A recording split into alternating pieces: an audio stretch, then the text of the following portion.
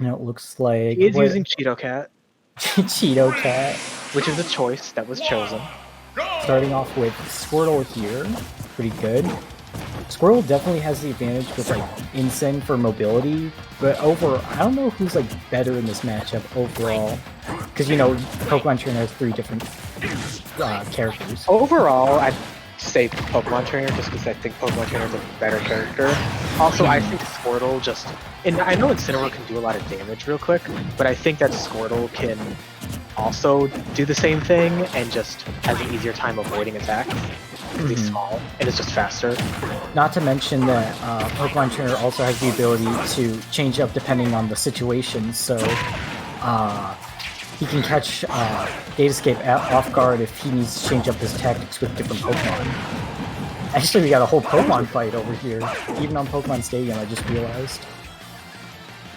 Oh. Tiny bit of... Uh-oh. Not a tiny bit. A bit more than I was expecting. So wired itself out? Okay. Might be good. Oh, honey, I don't know what there's more of, lag or me gaining weight in quarantine. Honey. Oh my god, don't stop. We'll take longer the DMV or this match. I went to the DMV once and it was actually really quick. I got super lucky. There was like no one there and it still took like 2 hours. I was like, oh, there's no one here. This should be quick. 2 hours later, I'm like only then barely passing my driver's test. Oh, look at you.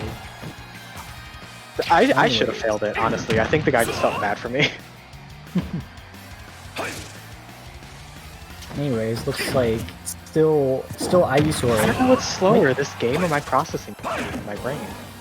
Ivysaur might make the switch into Charizard unless he dies. Oh wait, no, he didn't. I always think that if Ivysaur uses Up B and it doesn't hit the ledge, then he just can't recover, but I guess he has a second jump for that. I do not know enough about this game.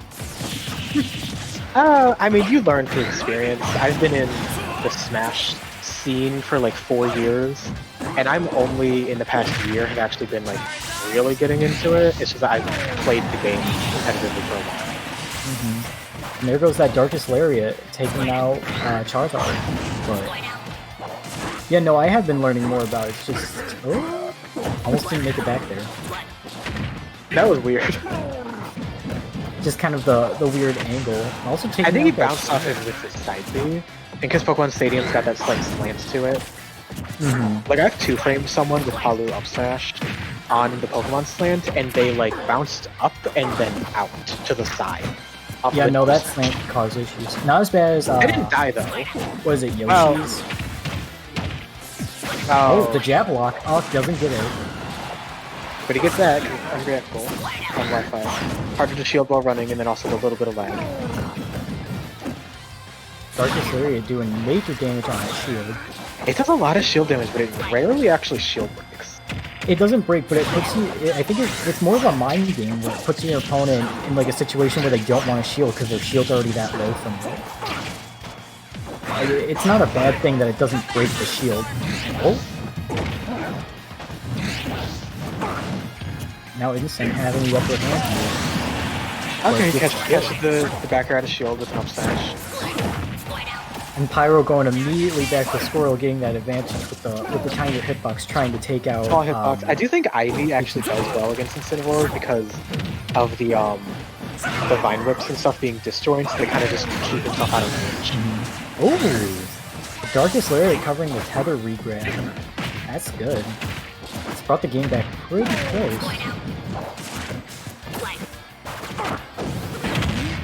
And you saying that Ivysaur has the advantage despite being a type disadvantage is kind of funny. Oh yeah, I just realized. But I'm like, I just think that his disjoints with like the Vine Whip style moves help a lot because he did a back air like onto Datascape when he was using Lariat, and it just like went through the Lariat. I was like, oh, that's pretty useful. If you think he's gonna Lariat, we can just do something like that. Disjoints was basically any character is really helpful. Oops, did darkness. It was that darkness. Oh, there you go. Charizard coming out, and this might be in a game. They're trying to look out for it. Also, what's really weird that from Datascape's Incineroar is that there's been no hasn't been trying to get revenge off, which is interesting. I think maybe he just doesn't like to use revenge that often, or maybe it's just too risky. True. Most counters are kind of yeah. That killed? Okay. It looked like it wasn't just for a second. It doesn't work well on long horizontal distances. It has good base knockback, and it sends at a pretty high angle, but Pokemon Stadium's Blast Zone... Actually, Pokemon Stadium... Well, I don't know what the distance from ledge to Blast Zone is, though. I mean, I don't know. Even with that distance, it might be really down enough to barely but it didn't work out. It looks like good DI in the back throw, so I'm kind of surprised it killed. Being Charizard. Yeah, no, Charizard being the heaviest out of 3 in Pokemon Trainer, and he's also just heavy in general. Yeah, no, that's true. Well, what were we saying before about revenge? Yeah, like oh yeah, he might just not like to use revenge, or it's just too risky. It's probably because like revenge and most counters are kind of like slow, and if you mess them up, you're put in a pretty bad position for a free grab or like an F smash once it runs out. So it's probably better to just not use it. But I feel like if you just threw one out as like a last ditch effort, I feel it would be really good. I think he just doesn't want to get into the habit of using it. Ooh, excuse me. Because I do think it's pretty easy to like fall into a habit of, oh, I'm going to counter because he's going to land with an aerial, and then they don't land with an aerial, and then it just the mix up, and then you get lost out. Now, I don't think Datascape would have had any kind of problem with his current opponent reading that kind of option, so I think he could have gone for them a little bit. Definitely.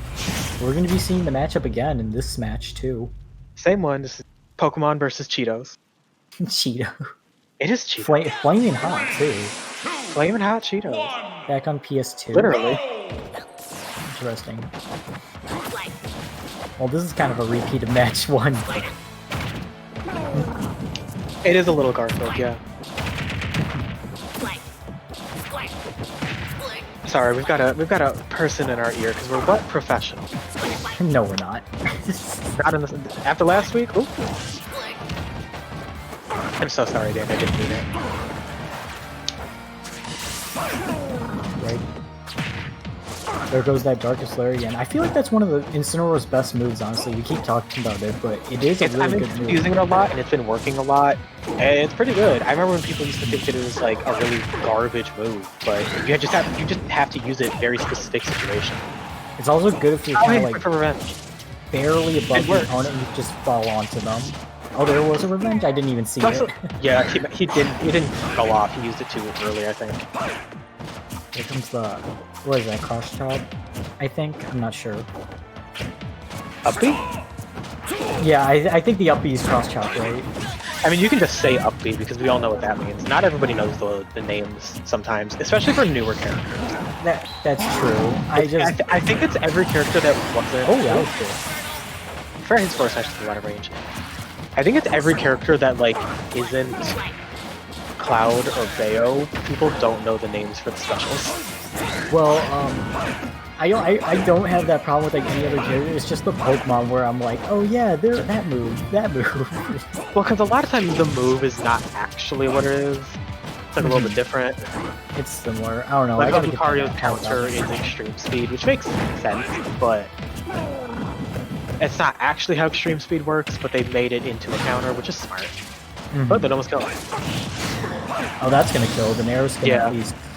Because he already wasted a second jump, so... He had to... I don't think he air dodged. Well, actually, he might have air dodged. He was sent out of a very far horizontal angle, to where Incineroar doesn't really like. Incineroar likes being knocked close to the stage where he can vertical recover well. Yeah, if you're gonna hit Incineroar, he wants to be hit upwards. There's a super armor coming for up. Oh, he switches to dodge it. Ooh. I was like, wait, what happened? I forgot that you have a little bit of invincibility. Gotta love those frames where you get invincibility from switching. tries to get him with the neutral B. And the bind whip. Gets out of there with basically new wave dive kick out of disadvantage, which just Incineroar up the out of disadvantage. I'd be sort of zoning on Incineroar right now with the side Bs are really good right now. Oh, that almost hit. Almost. I think if he released it a little bit earlier, it would have hit Datascape right after the invincibility wore off from the get-up attack, and it would have smacked his arm. But they might have traded because he might have gotten hit by the get-up attack, but I'm not sure. He still would have died. No, he still would have died. It's just that I still would have taken a tiny bit more damage. Yeah, I do like that they make get-up attacks good in this game, because like, getting off a ledge is still incredibly hard sometimes. You gotta like outplay your opponent. That was a good up smash.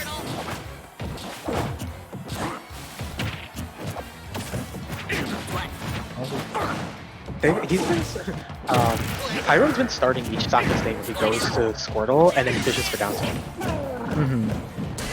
Mostly. Oh, yeah, shield break. break. Uh-oh, here we go. Probably Full gonna F die, smash. actually, 25th. That's gonna be it. Yeah.